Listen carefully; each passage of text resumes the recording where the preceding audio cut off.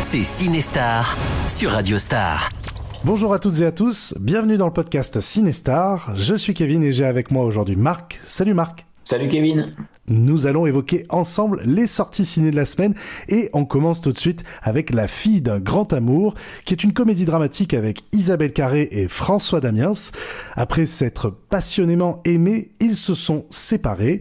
Des années plus tard, ils se revoient grâce à leur fille qui réalise un documentaire sur leur rencontre. La réalisatrice raconte sa propre histoire au travers de ce film.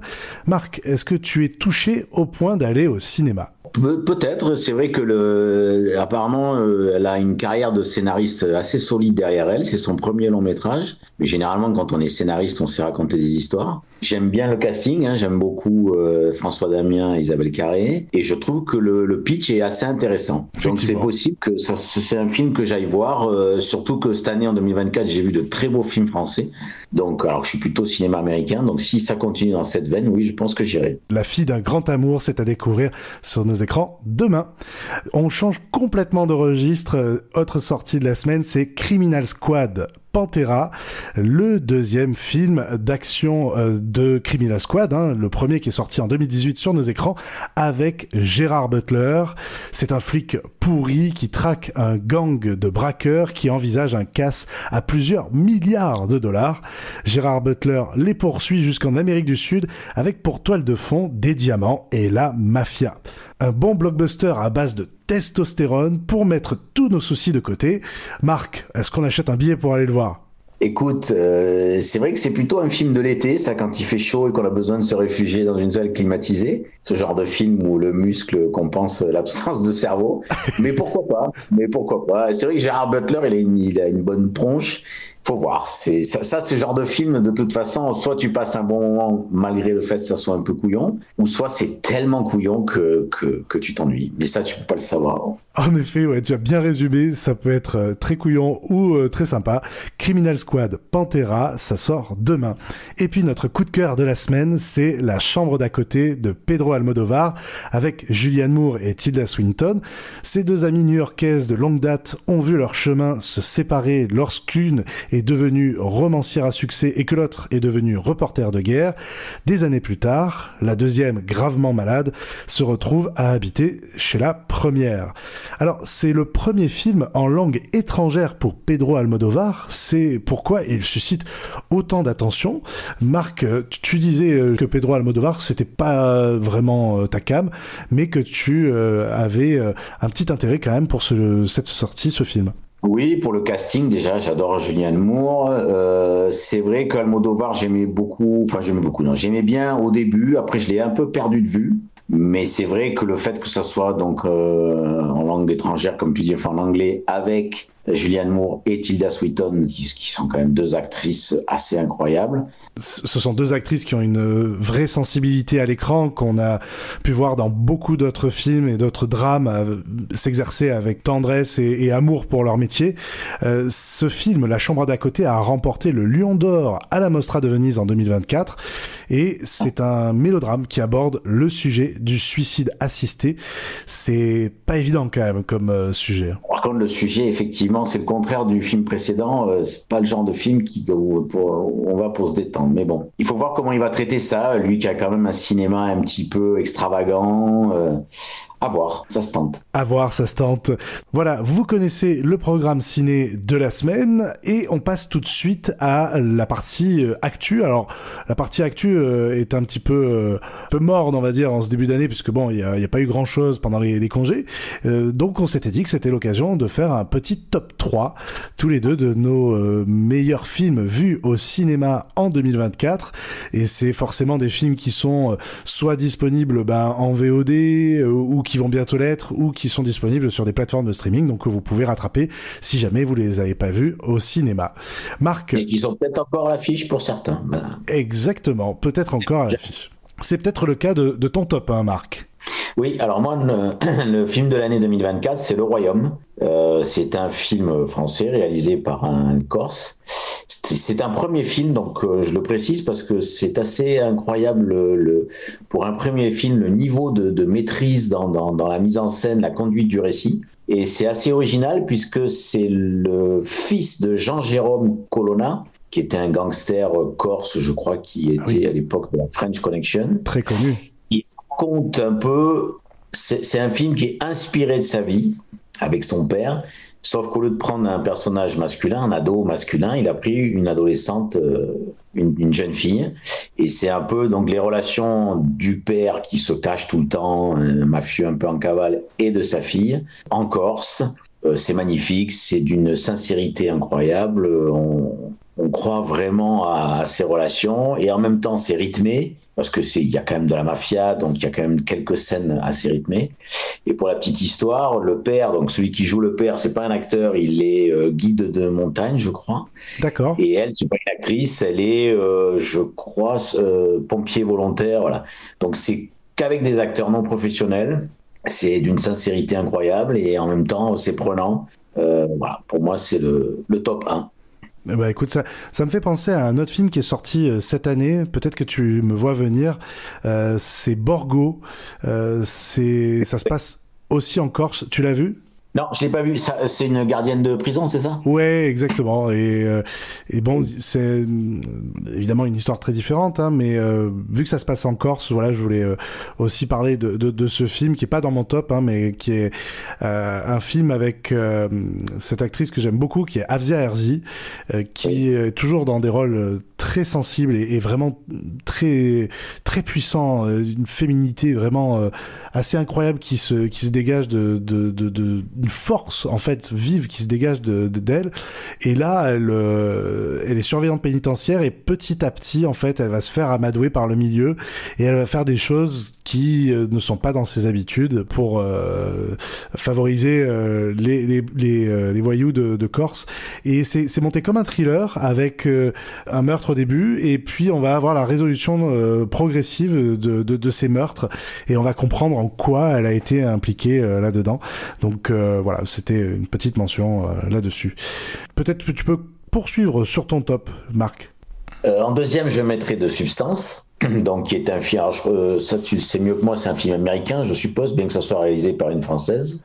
Bah, en tout cas, oui, produit en grande partie aux États-Unis. Ça doit être au moins franco-américain ou voilà. Donc avec Demi Moore, qui est un film sur comment on va dire, sur l'angoisse ou le drame du vieillissement chez les actrices américaines en particulier, et qui est un film qui va loin dans son propos, dans sa mise en scène, dans le côté gore, mais tout ça est assumé avec une telle vitalité, une telle franchise qu'il y a tout qui passe.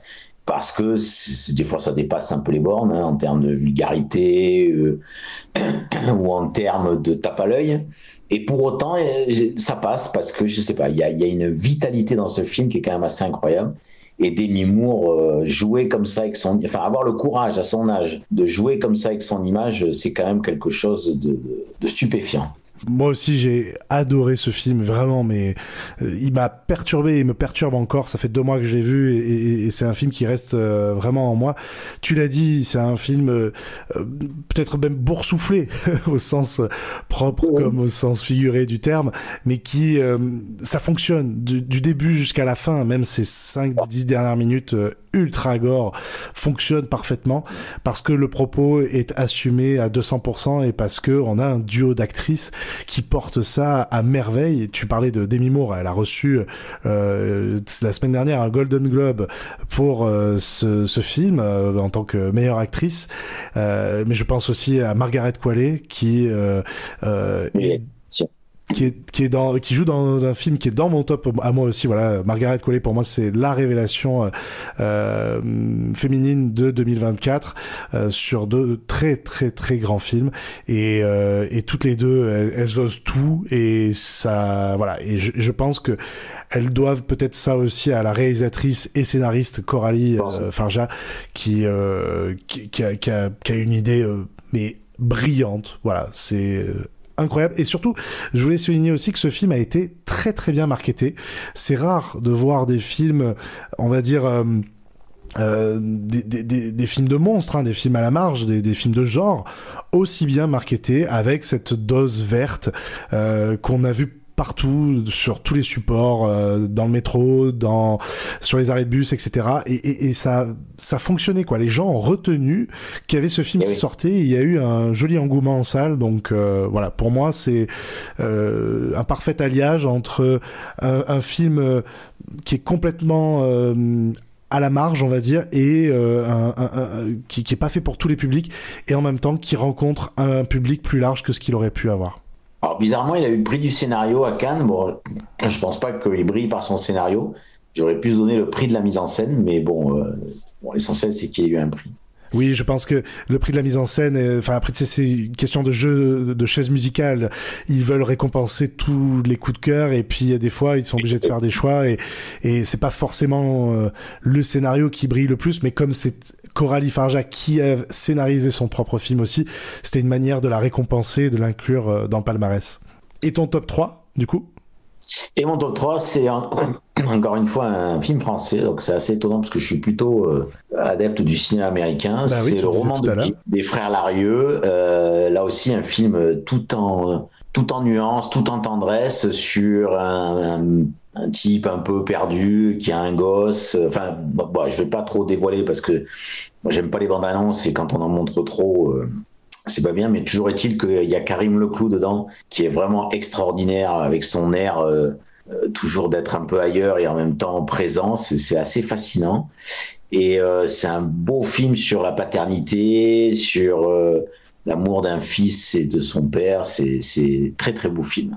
Oui, en effet, la bande-annonce m'avait donné envie de le voir, mais en même temps avait révélé toute l'intrigue du film, j'ai l'impression, parce que c'est un film qui se déroule sur plusieurs années, et j'avais l'impression d'avoir déjà tout vu avec la bande-annonce. Donc suivez la recommandation de Marc, ne regardez pas la bande-annonce et rattrapez-le dès qu'il sort sur les plateformes ou en VOD. Et Karim Leclou est un acteur incroyable. Moi, j'ai toute confiance en lui, et je l'ai vu dans Vincent doit mourir, par exemple, où il porte le film à lui tout seul.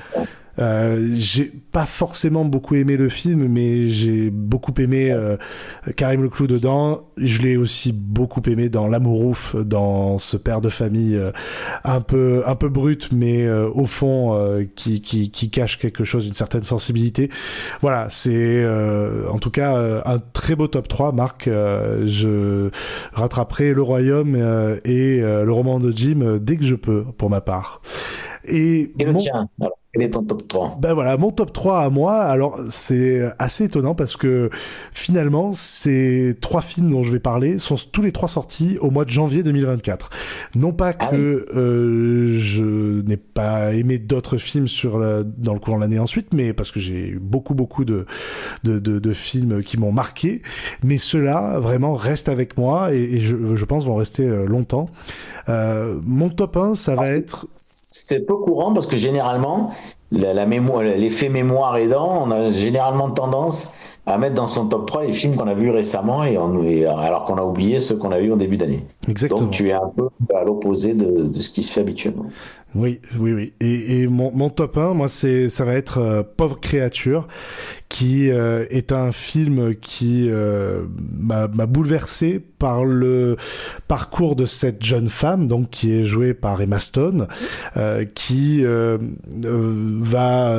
c'est un Frankenstein un petit peu revisité, hein. Elle va apprendre à nouveau à parler, à marcher, et puis à découvrir sa féminité, et son parcours initiatique à la philosophie, au sexe, aux relations amicales, à tout ce qui au féminisme aussi, à tout ce qui construit une femme, mais aussi qui peut construire un homme, mais là en l'occurrence c'est une femme.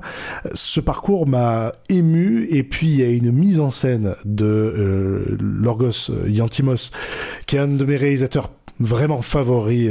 Je dis favori à dessein parce que il avait réalisé précédemment La Favorite avec Emma Stone et Olivia Colman et Rachel Weisz. C'était un trio d'actrices mais fantastique, et j'avais adoré. J'avais adoré aussi The Lobster. Je trouve que voilà, il y a des films qui sont vraiment incroyable en termes de mise en scène, en termes d'ambiance, et puis il touche toutes les époques, et puis il touche à chaque fois tout type de sujet. C'est quelqu'un qui me passionne, qui me fascine quand il met une histoire en scène. Et Pauvre créature, voilà, moi ça a été 2h30 où j'étais fasciné, et je trouve que c'est un très très beau film sur le féminisme. Aujourd'hui, c'est ce qui se fait de plus intelligent, de plus sympa à regarder, puis de drôle aussi. Enfin, il y a Mark Ruffalo dans le film Pauvre créature, Poor Things en anglais. Mark Ruffalo dedans, il est ridicule à souhait, et il est génial. Il y a aussi Willem Dafoe qui est dedans, et j'en parlais tout à l'heure, il y a Margaret Qualley qui joue une jeune apprentie dans le film, qui est plus dans un second rôle, mais qui est là aussi pour souligner certains traits de caractère. Enfin voilà, c'est vraiment un film à part et à découvrir sur le plus grand écran possible, avec le meilleur son. En deux, je suis, j'ai été vraiment épaté par La Zone d'intérêt, si je peux dire épaté, parce que ça traite d'un sujet si difficile, douloureux encore aujourd'hui, et à l'occasion de nombreuses guerres qui parcourent notre monde, qui rappellent les heures les plus sombres de l'humanité, en l'occurrence ici le camp Auschwitz, qui est filmé donc de l'intérieur, et on suit le quotidien de ce directeur du camp, qui a sa femme, qui a ses enfants, et qui habite mais juste à côté du camp, et jamais on ne verra le camp de concentration, jamais on ne verra un seul juif. Les fumées.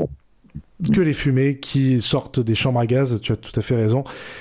C'est bouleversant, parce que en fait, l'horreur se déroule sous ses yeux, comme nous finalement un petit peu aujourd'hui aussi, avec la guerre en Ukraine, à Gaza. On voit l'horreur tous les jours au JT de 20h, et pourtant, alors on n'est pas acteur non plus comme lui, attention, il y a quand même acteur quand même, il a des... Voilà.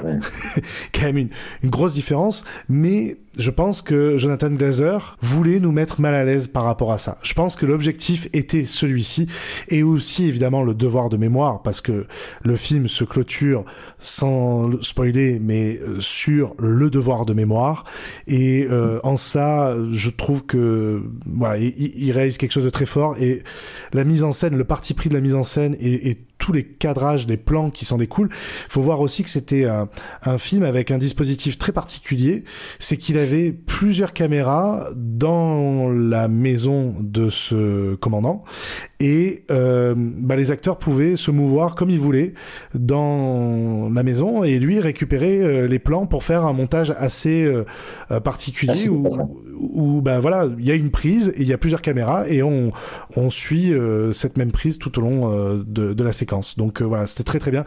À noter aussi ce couple d'acteurs. Alors j'ai perdu le nom de l'acteur principal, vous m'en voudrez pas, mais il y a Sandra Hüller dedans, qu'on avait découvert aussi dans la Palme d'Or, dans la Palme d'Or 2023. Anatomie d'une chute. Anatomie d'une chute, exactement, merci.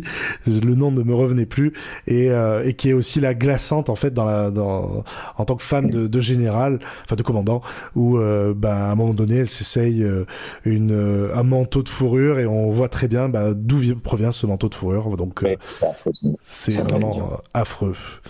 Et puis en troisième, je mettrai Iron Claw. Je sais pas si tu l'as vu, Iron Claw. Oui, je l'ai vu. C'est un très très beau film. Très sincère, beau mélo. Exactement. Moi, il m'a énormément surpris, parce que je suis allé le voir parce que j'avais entendu de bonnes critiques, et en fait je suis sorti en pleurs, ce qui m'arrive quasiment jamais, même si je vais beaucoup au cinéma. Pourquoi ? Parce que c'est l'histoire d'un père de famille tortionnaire avec 4 fils qui doivent tous les 4 suivre les rêves du père, à savoir remporter la ligue de catch américaine parce que lui il en avait envie, il a envie que ses fils aillent là-dedans aussi. Donc ça parle de culturisme, forcément, de musculature on va dire forcée. Ça se passe dans les années 70, si je dis pas de bêtises, entre les années 70 et 80. Et en fait, ce père va être indirectement le moteur de drames puissants dans cette famille qui vont se succéder, et on suit le personnage principal, et c'est Zac Efron, qui est à des années-lumière de ce que je pensais qu'il pouvait savoir jouer. Oui, c'est vrai, ouais. On a l'image de Zac Efron Disney Channel, quoi, hein, de High School Musical. Moi, j'ai pas beaucoup vu faire d'autres choses depuis. Il est bouleversant, et la fin, heureusement, donne un petit peu d'air, parce que on a 2 heures de drame successifs, assez fort, assez éprouvant. Finalement, dans sa mise en scène, mais vraiment très juste, quoi, et très.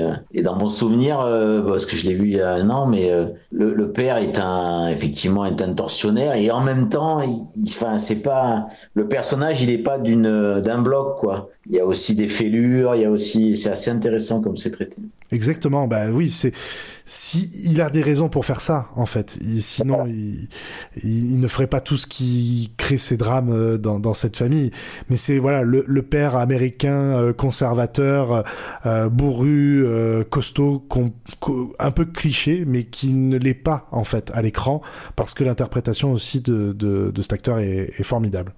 Voilà pour nos top 3. Je mettrai juste une petite mention, parce que je suis désolé, je voulais en parler, mais pour Furiosa, c'est un film qui a été mal aimé à sa sortie, et pourtant toi t'as pas aimé, mais je suis désolé, mais moi c'est George Miller réalisé ça à plus de 80 ballets, c'est extrêmement fort. Alors oui, il y a un petit peu plus d'effets visuels qu'avant, c'est très différent de Mad Max Fury Road, et c'est tant mieux, parce que ça raconte tout à fait autre chose, et j'étais très heureux de voir l'univers étendu de Mad Max au cinéma, encore une fois, sur le plus grand écran, et je vous invite vraiment à le rattraper et vous faire votre avis.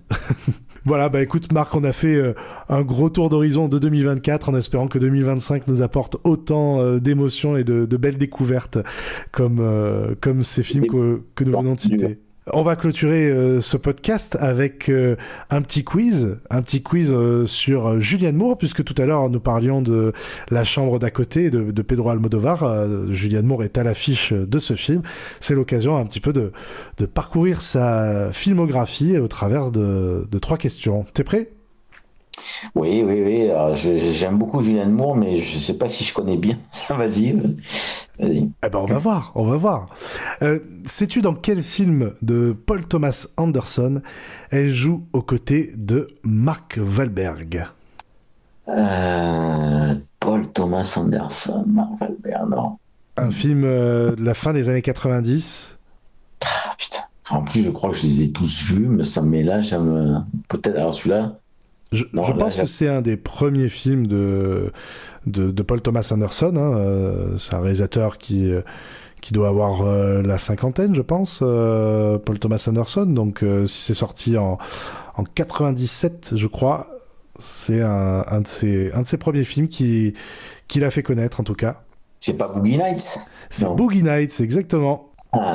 Je crois que c'est son premier film, non ? C'est pas impossible que ce soit son premier. J'avais un doute, c'est pour ça que je n'étais pas affirmatif. Oui, je me rappelle comment il s'appelle cet acteur américain, Burt Reynolds. Exactement, Burt Reynolds. Il y a un casting assez sympa quand même pour ce film. Bien, écoute, un point pour toi. Deuxième question. Alors ça, c'est un film vraiment que je porte dans mon cœur, mais très très profond dans mon cœur. Est-ce que tu sais dans quel film de Tom Ford elle joue aux côtés de Colin Firth ? Oui. On en a parlé de ce film.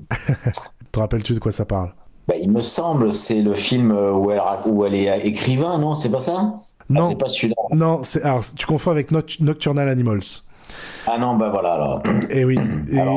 Et en fait, c'est l'autre qui a eu un petit peu moins de succès, puisque Tom Ford n'a réalisé que 2 films. Le Single Man, je crois que c'est ça. Exactement, bravo. Je l'ai pas. Tu l'as pas vu ? Non. Ah tu as de la chance, parce que moi j'avais vraiment beaucoup aimé ce film, qui est l'histoire en fait de 2 hommes qui s'aiment profondément, et il y en a un qui a un accident de voiture et qui meurt, et du coup, Julianne Moore est une amie de celui qui reste, qui est Colin Firth. Ça se passe dans les années 60, 70, quelque chose comme ça. Donc, l'homosexualité n'était évidemment pas aussi démocratisée qu'aujourd'hui aux États-Unis, encore que avec le retour de conservateurs au pouvoir, on peut se demander ce qu'il adviendra dans les années à venir, mais bon. Mais voilà, c'est vraiment un très très joli film, et il y a Nicolas Hoult aussi dedans qui joue écoute, cet amant, en tout cas. Voilà, c'est un très très beau film, A Single Man. Et puis, dernière question, alors ça je t'avoue que j'aurais pas trouvé, donc si tu trouves, bon, bravo. Quel film lui fait gagner l'Oscar de la meilleure actrice en 2015? Alors, je savais même pas qu'elle a eu un Oscar. T'as pas d'autres indices? J'ai pas d'autres indices, si ce n'est que dans ce film, il y a Kristen Stewart, Alec Baldwin. C'est pas un film comment dire, qui a... Enfin, en tout cas, moi, il m'a pas marqué dans sa sortie, ni rien. Moi, je l'ai pas vu. Enfin, je pense que c'est un film qui est resté aux États-Unis et qui a pas eu de carrière fulgurante à l'international. Non, je trouve pas. C'est Still Alice. D'accord, oui, alors je connais de nom, mais je l'ai pas vu. Eh ben ouais, moi aussi, tu me dis Still Alice comme ça, j'aurais peut-être pu te citer Julianne Moore dans ce film, mais oui, c'est étonnant parce que elle a quand même beaucoup de rôles à son actif, et c'est pour un film un petit peu passé sous silence, pour lequel elle est récompensée, donc voilà. Mais bon, ça c'est le jeu des récompenses, hein. On sait que c'est pas toujours...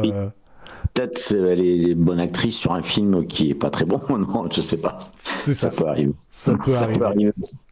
En tout cas, voilà, 2 points sur 3. Marc, bravo quand même. Ça te fait la moyenne pour démarrer cette année.